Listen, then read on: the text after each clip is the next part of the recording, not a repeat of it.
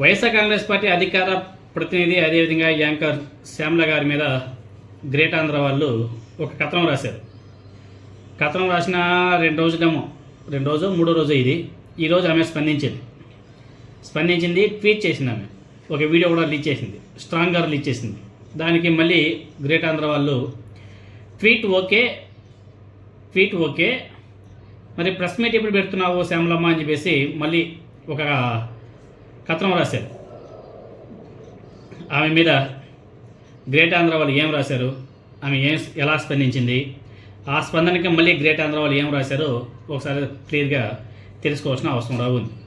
ఆమె మీద శ్యామలకు వైఎస్ఆర్ కాంగ్రెస్ పార్టీలో కౌంట్డౌన్ మొదలైంది అని చెప్పేసి గ్రేట్ ఆంధ్ర వాళ్ళు ఒక కథనం రాశారు. మీరందరూ కూడా చూసే ఉంటారు.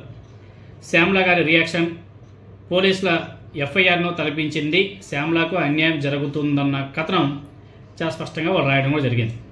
దాదాపు 10 నెలలుగా తాడేపల్లిలోని వైఎస్ఆర్ కాంగ్రెస్ పార్టీ కేంద్ర కార్యాలయంలో ప్రెస్ మీట్ పెట్టేందుకు ఆమెకు అవకాశం అయితే ఇవ్వలేదు. తాడేపల్లి పార్టీ వర్గాల సమాచారాన్ని సమాజం దృష్టికి గ్రేట్ ఆంధ్ర తీసుకెళ్లింది. తద్వారా ఏ స్థాయిలో ఆమెను పక్కన పెట్టారో అర్థం చేసుకోవచ్చు అని వేసి ఆ కథనంలో ప్రస్తావించడం జరిగింది. ఈ కథనంలో శ్యామల గారికి అన్యాయం జరిగింది, ప్రతి అక్షరం ఘోషించింది, వైఎస్ఆర్ కాంగ్రెస్ పార్టీ దారుణంగా ఓడిపోయిన తర్వాతే పార్టీకి శ్యామల గారు దగ్గరయ్యారని రాయడం ద్వారా ఆమె నిస్వార్థాన్ని తెలియజేసినట్టయింది అనేసి గ్రేట్ ఆంధ్ర వాళ్ళు ఎక్స్ప్లెనేషన్ ఇచ్చుకున్నారు. అదేవిధంగా వైఎస్ జగన్మోహన్ రెడ్డి గారి మీద అభిమానంతో శ్యామల దంపతులు వైఎస్ఆర్ కాంగ్రెస్ పార్టీలో చేరారని చెప్పేసి ఆ కథనంలో పేర్కొన్నారు. అయితే వైఎస్ఆర్ కాంగ్రెస్ పార్టీలో చేరిన శ్యామల ఆమె భర్తకు చిత్ర పరిశ్రమతో పాటు బుల్లితెర మీద అవకాశాలు కోల్పోయారన్న నిజాన్ని కూడా రాశారు, గ్రేట్ ఆంధ్ర వాళ్ళు రాశారు. అయితే తన మీద కథనం వెలువడిన 36 గంటల తర్వాత ఆమె ఎక్స్లో పోస్ట్ పెట్టడం జరిగింది. దీన్ని బట్టి పోస్ట్ వెనుక ఎవరున్నారో అర్థం చేసుకోవచ్చు. గ్రేట్ ఆంధ్ర సంధించిన ప్రధాన ప్రశ్నలో తాడేపల్లి కేంద్రం కార్యాలయంలో 10 నెలలుగా ప్రెస్ మీట్లు పెట్టలేదన్న అంశం మీద మాత్రం శ్యామల గారి సమాధానం చెప్పలేదు అని చెప్పేసి మళ్ళీ గ్రేట్ ఆంధ్ర వల్ల ఆమెను ప్రశ్నించడం జరిగింది. అదేవిధంగా ఇది నా కౌంట్డౌన్ కాదు, నా స్వరానికి నా పోరాటానికి ఇంకా బలంగా మొదలయ్యే స్టార్ట్ అనేసి శ్యామల గారు చాలా గట్టిగానే ఆమె ట్వీట్ చేసింది.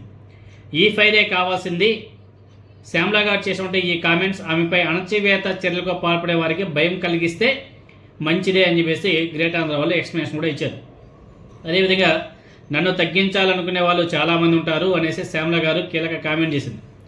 గ్రేట్ ఆంధ్ర చెప్పింది కూడా ఈ మాటే కదా అని చెప్పేసి వాళ్ళు మళ్ళీ దానికి కప్పిపుచ్చుకునే ప్రయత్నం కూడా చేశారు. అయితే ఈ విషయాన్ని గ్రేట్ ఆంధ్ర వాళ్ళు చెప్పడం బహుశా రాజకీయంగా తనను ఇబ్బంది పెడుతుందనే భయం ఆమెను వెంటాడుతున్నట్లయిందనేసి గ్రేట్ ఆంధ్ర వాళ్ళు రాశారు.